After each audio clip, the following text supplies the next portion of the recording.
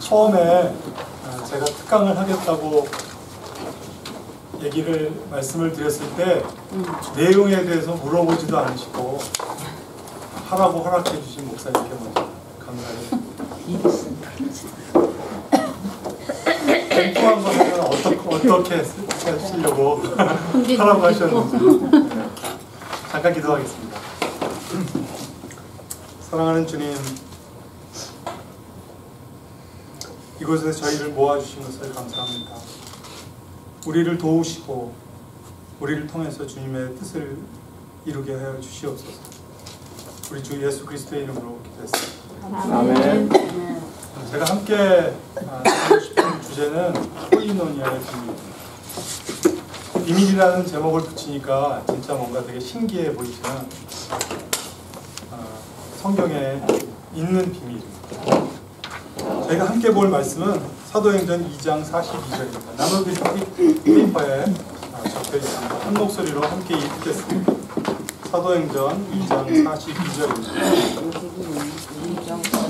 사도행전 2장 42절 함께 읽겠습니다. 시작. 그때 그의 자녀의 가서를 들어 바로 마음을 뛰며 그들에게 더해지니라. 그들이 흔들리지 아니하며 사도들의 교리와 교제 안에 머물고 빵을 먹으며 기도하더라.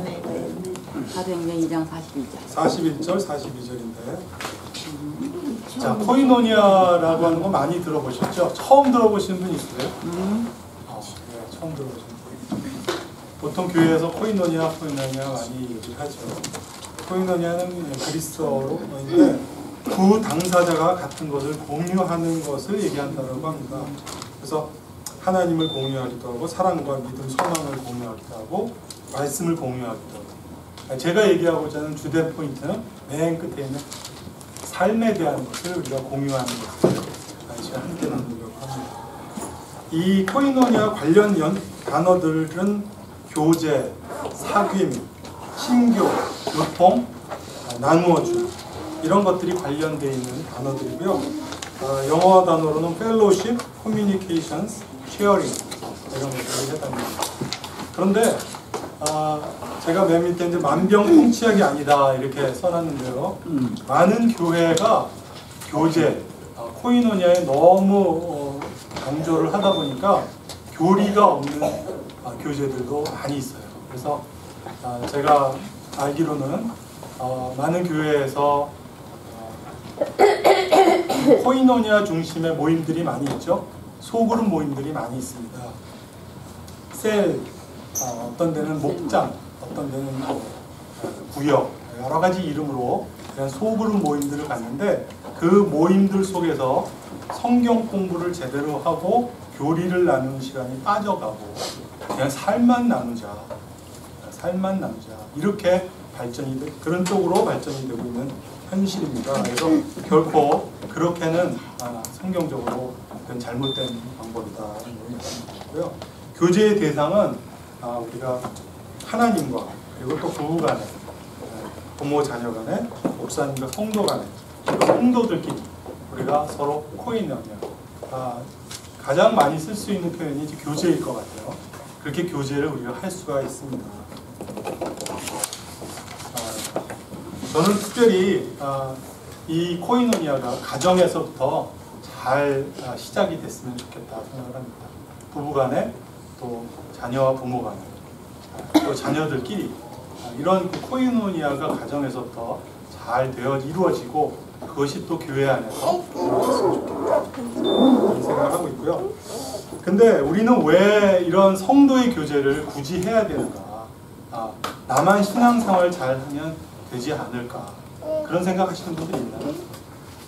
나 혼자 신앙생활 잘하면 되지 뭐하러 내가 성도 간의 교제가 굳이 필요하겠는가? 저는 펜실베니아에서 성도 간의 교제를 원해서 여기까지 왔습니다. 단지 우리 가정 안에서 우리가 목사님 설교 듣고 우리끼리 생활하다 보니까 그거 갖고는 안 되겠더라고요. 그거 갖고는 잘할 수가 없겠더라고요. 그래서 저희가 이쪽으로 왔습니다. 지금 첫 번째 우리가 왜 성도의 교제를 해야 되는가? 첫 번째는 같은 지역에서 같은 믿음을 공유한 분들이라는 거예요. 여러분들 주위에 있는 분들 한번 쳐다보세요. 이분들이 바로 같은 지역에서 같은 믿음을 공유한 사람들이에요. 세계 인구가 현재 71억입니다. 그 중에 기독교를 소위 믿는다라고 하는 천주교를 포함한 인구가 23억이에요. 그리고 통계 숫자적으로 침례교가 약 1억 5천입니다. 그 사람들 중에서 지금 현재 미국 워싱턴 지역에 살고 있고 신약 교회를 하고 있는 킹제임스 성경 바이블 빌리버 바로 여러분들. 스코프를 계속 줄여나가면 아주 재밌어요. 은평구 불광동에 사는 사람들 이렇게 하면 스코프가 확 줄어들듯이, 그죠? 내 주변에 있는 사람들이 그냥 우연히 만났다가 우연히 헤어지는 사람들이 아니에요. 네. 우리는 서로 그런 사람들이 함께 지금 있는 겁니다. 여러분, 현재 우리가 믿고 있는 그 방향이 바른 방향이라고 믿으십니까? 킹제임스 성경을 믿고 침례교에 내가 다니고 이것이 내가 바른 지금 방향을 내가 가고 있다고 믿으세요? 대답이 안 나오는 거 보니까 아닌데요. 그냥 우연치 않게 안 들리시는 거 아니에요? 방향이 중요합니다. 아무리 급해도 다른 방향으로 가고 있는 버스를 탈 수는 없잖아요. 그죠? 내가 바른 방향으로 가는 차를 타는 게 가장 중요합니다. 성경에서 영원한 것들이라고 표현되어 있는 것들이 몇 가지가 있죠. 뭐가 있습니까? 영원한 것. 하나님이 물론 영원하시죠. 또 하나님의 말씀이 영원하고 또 이스라엘 나의 백성이 영원하다고 성경을 얘기하고 있죠. 또 하나가 뭐예요? 성도들입니다. 성도. 여러분들은요 그냥 잠시 만났다 헤어질 사람들이 여기 모이는 어떤 동호회 모임이 아니에요. 우리는 그런 사람들이 아니에요. 영원히 함께 갈 사람들이에요. 이 교회를 영원히 하자는 얘기가 아니라 성도라고 하는 거. 그리고 우리가 지금 이게 바른 길이라고 바라보고 같은 버스를 탄 사람들이에요. 그렇기 때문에 여러분들은 소중한 사람들이에요. 그냥 대부분의 사람들이 그냥 얘기하면 소중하다라는 개념이 아니라 하나님이 보실 때 여러분들은 서로가 우리가 만약에 바른 방향을 갖고 있는 것이 맞다면 정말 소중한 사람들이에요. 그렇기 때문에 교제를. 두 번째는 여기에 이제 제 그 타이틀의 해답이 나옵니다. 코이노니아의 비밀은 어디에 있습니까? 오늘 목사님이 여기에 들어가는 답을 계속 설교 중에 얘기합니다. 졸지 않고 들으셨으면 풍성한 삶에 있습니다. 코이노니아의 비밀은 풍성한 삶에 있습니다. 뉴저지의 한 교회의 표어가 뭐냐면요. 누군가의 생명과 풍성한 삶을 위하여. 멋있지 않아요? 미니자매님이 우리 교회 어떤 홈페이지에 들어가 표어를 찾는다고 하셨는데 우리도 이런 표어 비슷하게 만들었습니다. 왜 우리가 모여있는지를 단 한 문장으로 간략하게 표현한 거예요. 우리도 풍성해야 되겠고 또 누군가를 풍성하기 위해서 내가 여기 지금 있다는 겁니다. 요한복음 10장 10절에는 이런 말씀이 있습니다. 내가 온 곳은 양들이 생명을 얻게 하고 또 생명을 더욱 풍성히 얻게 하려 합니다. 그래서 우리가 풍성해지는 것은 나 혼자 있을 때도 풍성해야 돼요. 하나님과 교제를 하면서 내가 풍성한 삶을 살지 못하면 거기서 또 문제가 있는 거예요. 또 단 둘이 있을 때도 우리는 풍성해야 돼요.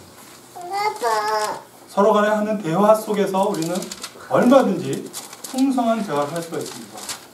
세 번째는 우리는 여러 사람이 모여서 이렇게 같이 있을 때도 우리는 풍성해져야 돼요. 하나님이 우리가 일단 구원받았다면 새로운 생명을 얻었다면 우리 속에서 그 풍성한 삶이 있기를 원하시고 그렇게 될 수 있다고 저는 믿습니다. 사도행전 2장 41절 42절 오늘 아까 같이 읽었던 그 말씀에 제가 42절만 다시 읽어보겠습니다. 그들이 흔들리지 아니하며 사도들의 교리와 교제 안에 머물고 빵을 떼며 기도하더라. 이 말씀을 보면요, 무엇을 깨닫게 됩니까? 사도들의 교리라는 단어와 그 다음에 교제 안에 머문다는 단어와 빵을 떼며 기도한다는 이런 교리, 교제, 기도 이 세 가지가 같은 중요한 정도에서 다뤄지고 있다는 사실을 여러분 주목해 주시기 바랍니다. 우리가 만약에 그동안 교리와 기도에는 굉장히 강조를 했는데 교제에 별로 강조 안 하고 교제가 꼭 필요하냐라고 생각했던 사람들이 있다면 이 말씀을 통해서 그것이 아니라는 것들을 여러분들이 아시기 바랍니다. 베드로가 말씀을 전해서 3,000혼이 돌아오게 됐을 때 그들에게 나타났던 역사는 어떻게 나타났어요? 교리와 교제와 기도로 나타났습니다. 우리 가운데 지금 이 교제가 약화되어져 있고 별로 중요하지 않은 것처럼 생각되어서 나 혼자만 내 신앙만 잘 지키면 되지라고 생각하는 분이 혹시 있다면 생각을 바꾸셔야 돼요. 우리가 아니면 안 됩니다. 여러분 그 삼총사라는 영화 보신 분 있어요? 삼총사라는 영화에 보면 그 원탁의 기사들이 어떤 구호를 외칩니까? All for one, one for all. 이게 지금 우리에게 필요합니다. 한 사람이 힘들면 모두가 힘들어야 돼요. 우리가 지체 많이 얘기하지만 그렇지 않으면 사실 지체가 아닌 거예요. 한 사람이 힘들어 있는데 그래 너 힘들어. 우리는 기뻐. 그러면 이거 뭐가 잘못된 거야. All for one. 한 사람이 힘들면 다 힘들어야 돼. 다 죽을 것처럼 힘들어야 돼. 그리고 one for all. 나는 전체를 위해서 있는 거야 라고 하는 그게 바로 교제예요. 사실은 교제에 담겨있는 비밀입니다. 세 번째는 세상이 우리에게 합당하지 않기 때문입니다. 그 밑에는 히브리서 11장 38절 말씀 함께 읽겠습니다. 시작. 세상은 이런 사람들에게 합당치 아니하니라. 합당치 아니하였다는 게 영어 성경 보니까 not worthy, 가치가 없는 거예요. 우리가 이 안에서 무언가를 추구해야 하고 궁극적으로 대단한 가치 있는 것을 찾아야 될 어떤 그런 게 없다는 거예요. 이 세상 속에서 우리가 그 속에서 우리가 어떻게 살든 어떤 사람을 만나든 이 안에서 우리가 누릴 수 있는 이 풍성한 삶의 그 대단함에 비하면 정말 가치가 없다는 거예요. 그래서 여러분들이 이 세 가지 이유 때문에 이 교제, 코이노니아를 해야 되는 거예요. 저는 우리가 그런 것들을 좀 잘 생각했으면 좋겠고요. 제가 인터넷을 찾아보니까 존 포웰이라는 사람이 이미 대화의 5단계라는 것을 이렇게 얘기하고 있더라고요. 대화에 5단계가 있어요. 0번하고 6번은 보지 마시고요. 1번부터 한번 보겠습니다. 첫 번째는 상투적이고 기초적인 단계예요. 인사하거나 악수하거나. 우리 서로 교제합시다. 1절, 2절 찬송 부르고 교제하는 시간 갖겠습니다. 그럼 악수하고 다니잖아요. 허그도 하고. 2차적인 단계예요. 이 단계가 굉장히 중요한 단계죠. 가치 없는 단계가 절대 아니에요. 아주 중요한 단계예요. 두 번째 단계는 사실과 보고의 단계예요. 정보 교환도 하고 친밀함이 없어요. 어느 정도의 친밀함이 있지만 상당히 깊은 친밀함이 없다는 뜻이에요. 그래서 정보 교환합니다. 어떤 걸 나눠요? 조금 아까 우리 청년들 나눈 거 축구에 대해서 얘기해요. 스포츠, 건강. 이번에 어디 가니까 뭐 어떻고 건강에 대한 뭘 먹으니까 좋고 건강에 대한 얘기를 서로 막 나눠요. 요즘 정치 어떻게 돌아가냐, 북핵 문제가 어떠냐.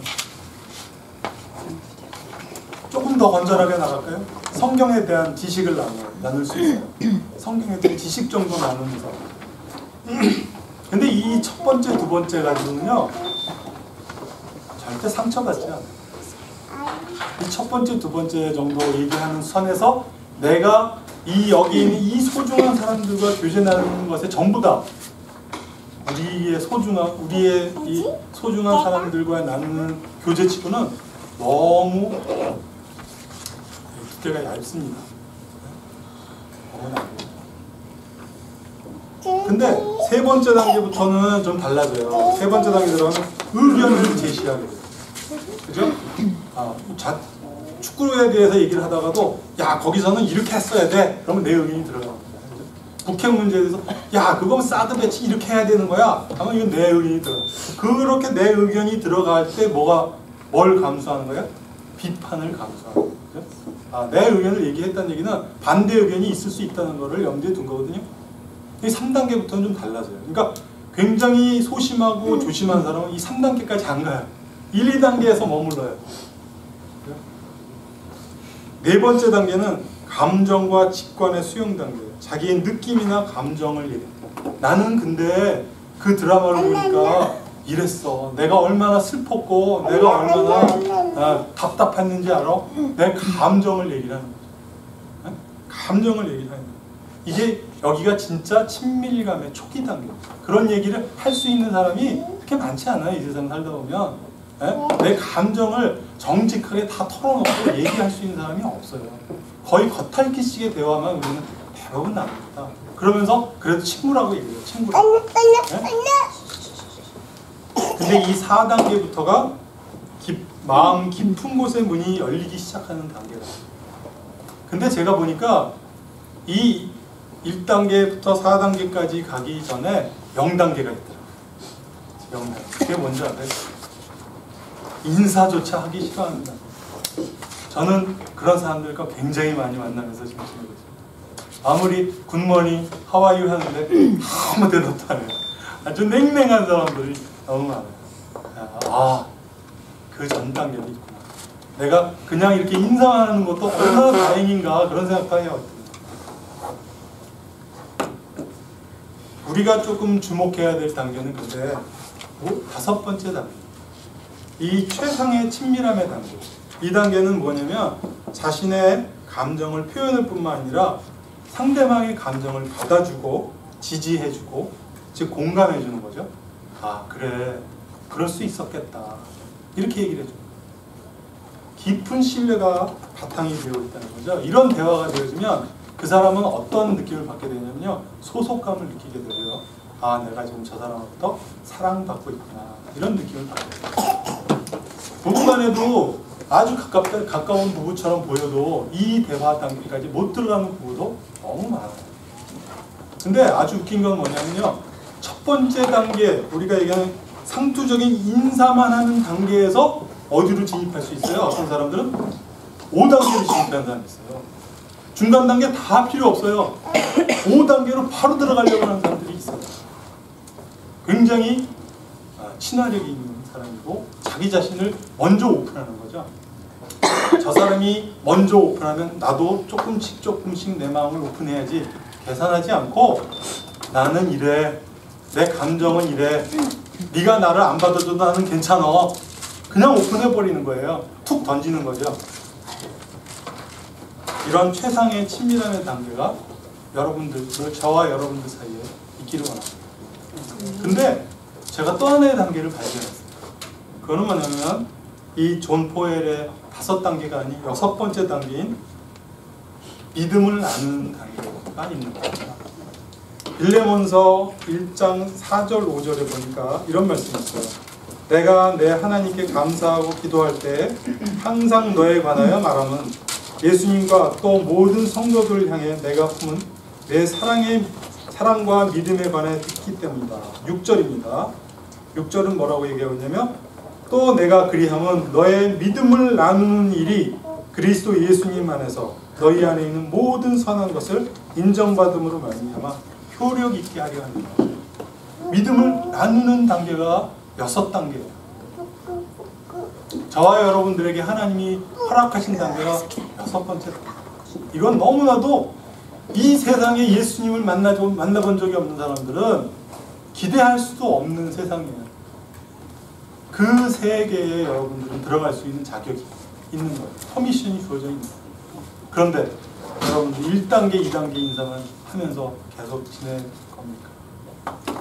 근데 이 6단계는요, 5단계가 오지 않으면 6단계를 갈 수가 없어요. 성경 공부 교재 모임을 한다고 해도요, 5단계 없이 6단계 해요. 믿음을 나누려고 해요. 그런데 깊이 있게 들어가지 않는 사람들이 아주 얇은 그냥 모임이죠. 그냥 리더가 이끄는 대로 하지만 내 마음은 절대 오픈 안 하는 거예요. 내가 성경 말씀 읽으면서 이 말씀 때문에 내가 이렇게 무너졌고, 이 말씀 때문에 내가 회개하게 되었고, 하나님이 나를 이렇게 인도하셨습니다. 자기를 오픈하지 않는 거예요. 아, 다른 사람이 얘기하면 그렇구나, 저렇게 살 수 있구나, 방관자적인 자세를 가지고 그대로 교제에 임하면 그 교제 모임은 실패하고 맙니다.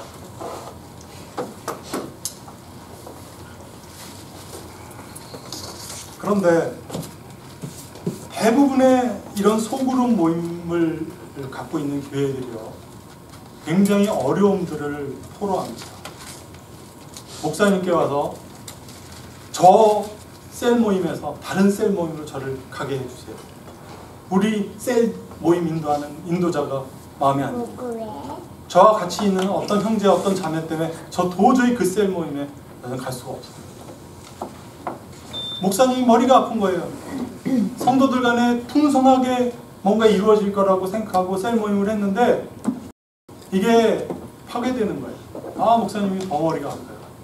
왜 그래요? 뭐 굉장히 많은 이유가 있겠죠. 근데 제가 곰곰이 생각하다가 삼무 이렇게 나름대로 결론을 내려봅니다. 삼무는 뭐냐면 첫 번째는 무관심입니다. 두 번째는 무존중. 세 번째는 무겸손입니다. 여러분, 무관심한데요, 어떻게 교제를 해요? 상상이 안 되죠? 사람은 혼자라고 느낄 때가 가장 힘듭니다. 여러 명이 모여 있지만 아무도 나한테 관심 가져주지 않는구나, 나는 혼자야. 그러면 상대적인 그런 박탈감 때문에 더 외롭습니다. 특히 이 추석 때 교회까지 나와서 함께 교제하고 싶었는데 아무도 내 말을 들어주지 않고 내 마음을 열고 싶은 사람이 없다면 외로운 거예요. 그런데 만약에 어떤 사람이 물어봐주고 들어주고 공감해주고 기도해주고 도와주고 그리고 주 안에서 사랑한다고 얘기해주면 좋으시겠어요? 나쁘시겠어요? 좋으신 사람 별로 없네요. 좋아요. 그러면 여러분이 어떻게 하실까요? 그렇게 해야 되겠죠? 근데 이 물어봐주는 것부터 어려워요. 그죠? 뭘 물어봐야 되는 건지.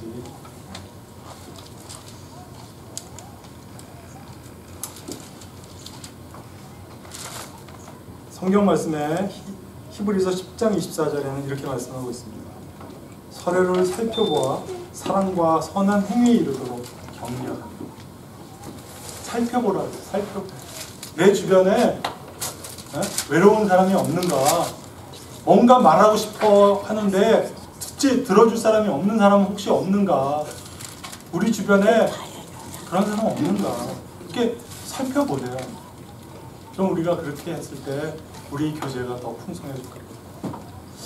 두 번째는 무존중입니다. 무존중.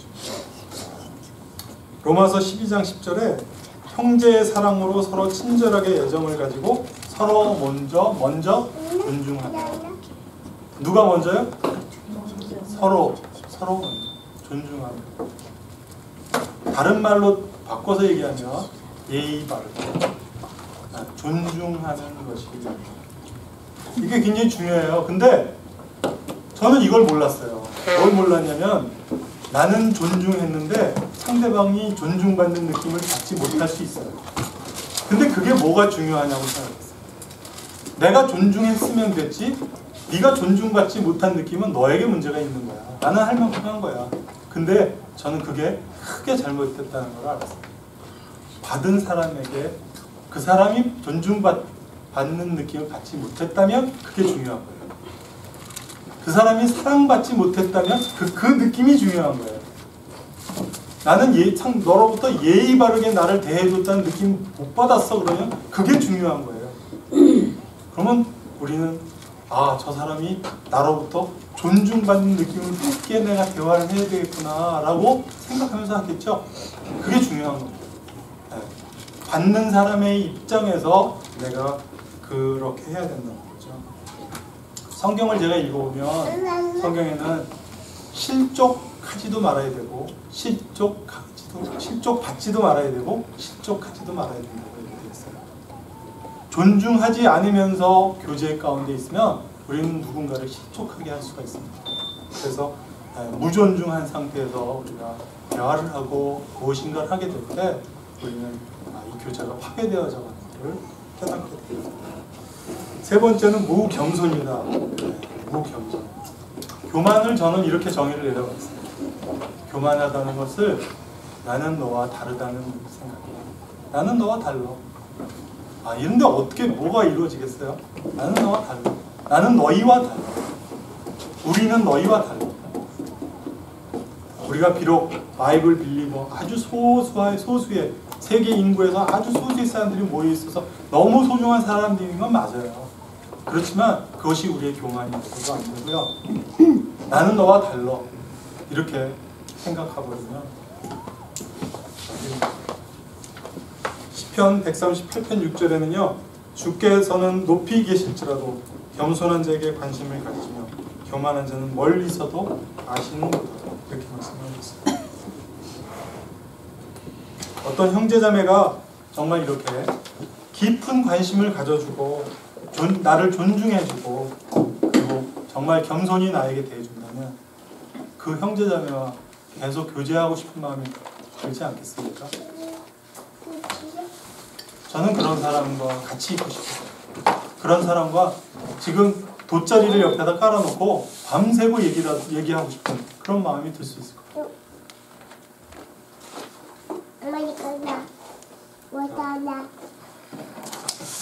우리가 이런 무관심, 무존중, 무겸손 그건 누구만의 문제가 아닙니다. 저의 문제고요. 많은 교회에 있는 그 소그룹을 하는 사람들에서 나타나는 문제이기도 하고 또 우리 가운데도 있을 수 있는 문제죠. 여러분들과 제가 그런 부분들을 좀 잘 이렇게 내가 지금 어떠한 것들을 내게서 디텍트를 할 수 있을까 생각을 잘 해보면 좋을 것 같아요. 자, 그러면 마지막으로 어떻게 코이노니아를 잘 할 수가 있을까에 대해서 좀 나눠보고자 합니다. 첫 번째는요, 연약함을 인정하는 단계입니다. 연약함을 인정하는. 시편 39편 4절에 이런 놀라운 말씀이 있습니다. 페이퍼에 적혀져 있나요? 네, 함께 읽겠습니다. 시작. 주여 나라하여금 내 종말과 내 날들의 한계가 어떠한 것인지 알게 하사 내가 얼마나 연약한 존재인지 알게 하소서. 사람들 앞에서뿐만 아니라 하나님 앞에서 하나님과 먼저 하나님 앞에서 저는 죄인입니다. 하나님 저는 죄덩어리입니다. 저는 연약한 존재입니다. 이것을 내가 고백할 때 하나님이 저를 받아주시는 그 깊은 교제 속으로 들어갈 수가 있어요. 그렇기 때문에 사람들하고 얘기할 때도 나는 이런 어려움이 있어요. 나는 이런 부족한 부분이 있어요. 이런 이야기들을 꺼내는 것을 꺼려하면 5단계로는 절대 들어갈 수가 없어요. 5번째 대화 단계로 절대 들어갈 수가 없어요.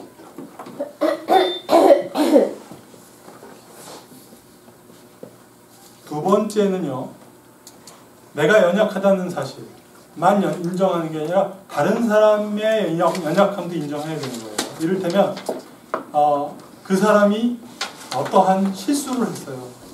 아, 저 사람이 저런 연약함이 있구나. 그 사람을 위해서 내가 기도해 줘야 되겠구나. 이렇게 생각해야 되는 거죠. 그래서 이런 연약함을 인정하는 단계를 넘어가면 두 번째는 연약함을 드러낼 용기 있는 단계로 들어가야 됩니다. 여러분 최근에 유튜브 많이 보시는데 유튜브에 보면 브레네 브라운이라는 그 임상학자가 올린 취약함의 파워라고 하는 그 동영상이 올라오고 있습니다. 약 500만 이상이 봤는데 한 20분짜리 동영상인데 한 500만 이상이 봤습니다. 세상 이 사람은 그리스도인이 아님에도 불구하고 취약함, 연약함, 저는 연약함이라는 단어를 더 좋아합니다. 이 연약함을 드러내는 것이 얼마나 사람을 행복하게 만들 수 있는가에 대해서 20분 동안 임상학적으로 이야기를 해요. 내가 나 자신을 오픈하지 않고 꽉 붙잡고 있던 어떤 것들을 이렇게 내놓았을 때 우리가 행복해진다는 것을 얘기하고 있습니다. 드러내지 않으면 안 됩니다. 자, 그 다음에 있는 그 성경 말씀 함께 읽어보겠습니다. 고린도서 12장 10절입니다. 함께 읽겠습니다. 시작. 그러므로 내가 그리스도를 위하여 약한 것들과 능력과 은혜와 핍박과 곤란을 경험하니 이는 내가 약할 그때에 모두 강함이라. 영어로 뭐예요? When I am weak, then I am strong. 바꿔 얘기하면 뭐예요? 여러분 강해지시고 싶으시면 약해지라는 거예요. 또 바꿔 얘기하면 이렇게 얘기할 수 있어요.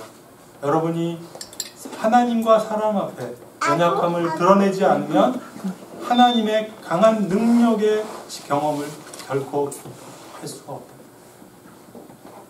그 권능의 능력이 여러분과 함께하지 않는다는 거예요. 여러분이 그 연약함을 드러내놓고 형제여, 자매여, 나를 위해 기도해 주십시오. 내가 이런 어려움이 있습니다. 나에게 이런 연약함이 있습니다. 나를 좀 위해서 기도해 주십시오. 우리 가정에 이런 어려움이 있어요. 오픈하기 쉬워요? 어려워요. 우리 가정에 있는 내용들 오픈 못합니다. 우리 가정에 이런 것들이 고질적인 병이 있어요. 이런 것들을 위해서 기도해 주십시오. 우리에게 그런 연약함을 뚫어낸다면 이 세상적인 임상학자도 취약함의 파워라고 하는 것을 가지고 이렇게 떠들어대는 이 세상에 우리가 살고 있는데 이거는 사실은요 세상에서 적용될 수 있는 문제가 아니에요. 우리에게 적용돼야 되는 문제입니다. 왜요? 성경 말씀이 그렇게 얘기하고 있습니다.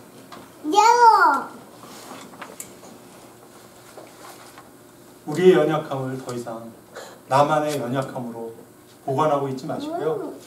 나눠주세요. 나눠주세요. 내가 어떤 연약함인지 생각해 보시고 그런 것들을 나눠주십시오. 저도 열심히 제 자신을 오픈할 생각입니다. 세 번째 단계는요. 그렇게 자기 자신을 오픈하고 연약한 것들을 공개했을 때 전부에게 공개하라는 얘기는 아니에요. 그래야 될 문제가 아닌 것들이 얼마든지 있기 때문에 단 둘만의 공개도 있을 수 있고요.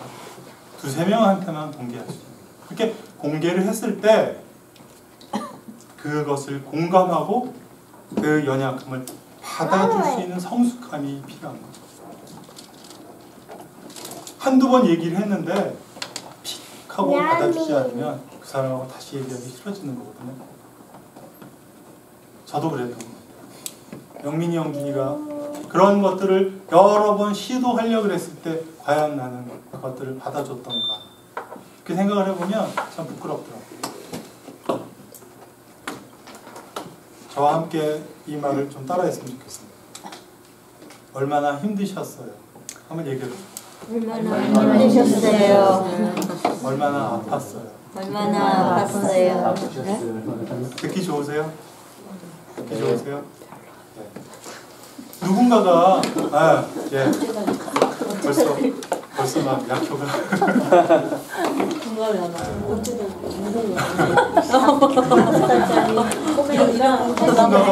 누군가가 진짜 오픈할 거예요. 오늘 정말 내가 내 연약함을 드러내리라 각오하신 분들이 있다면 얘기할 때 어떻게 해야 돼요? 아, 그동안 정말 힘들었겠네요.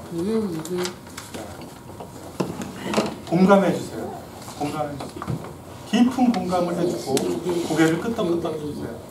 뭔가 솔루션을 꼭 찾아주지 않아도 됩니다.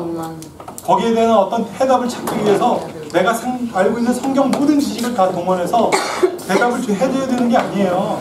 우리는 꼭 그것이 그에게 도움을 줄 거라고 생각하는데 그게 아닙니다. 우리의 문제 해결책은요, 공감해 주는 거예요. 아, 울어주는 거예요. 힘들었겠습니다. 로마서 12장 15절에 기뻐하는 자들과 함께 기뻐하고 슬피 우는 자들과 함께 슬피 우다, 이렇게 말씀하고 있습니다. 내 마음이 높아져 있으면 그들의 아우성 소리가 들리지 않아요. 그들의 홀로 있는 것이 모습이 보이지 않아요. 그들의 마음 속에 있는 우울증과 답답함과 분노와 이런 것으로 뭔가 얘기하고 싶은데 아무도 들어주지 않아요. 왜 그래요? 우리 조직이, 우리 공동체가 너무 높아서 낮아지고 상대방의 그 모습이 보이기 시작해요. 그러면 5단계 대화를 할 수가 있어요.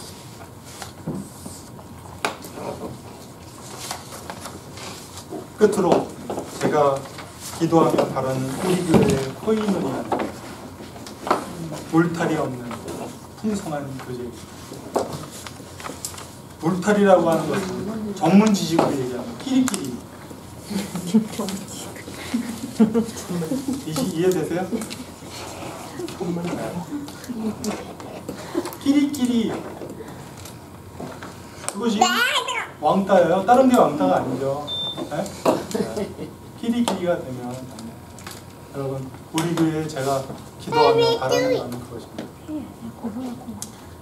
시편 133편 1절 말씀이 있습니다. 제가 읽겠습니다. 보라, 형제들이 하나가 되어 동거하며 어찌 그리 좋으며 어찌 그리 기쁘냐. 여러분들이 함께 모여있는 것이 기쁘십니까? 충분히 기뻐하시고 더 풍성한 곳으로, 그 풍성한 바다로 여러분이 함께 들어가기 원합니다. 그래서 여러분들과 제가 정말 이 세상에 누구도 경험해보지 못한 정말 코이노니아의 세계로, 예수님이 인도하시는 그 코이노니아의 세계에서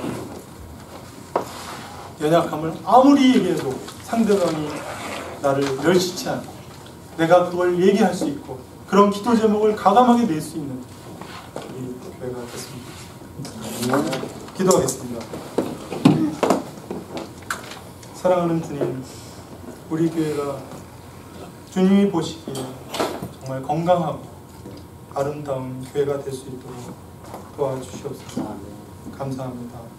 우리 주 예수 그리스도의 이름으로 기도했습니다.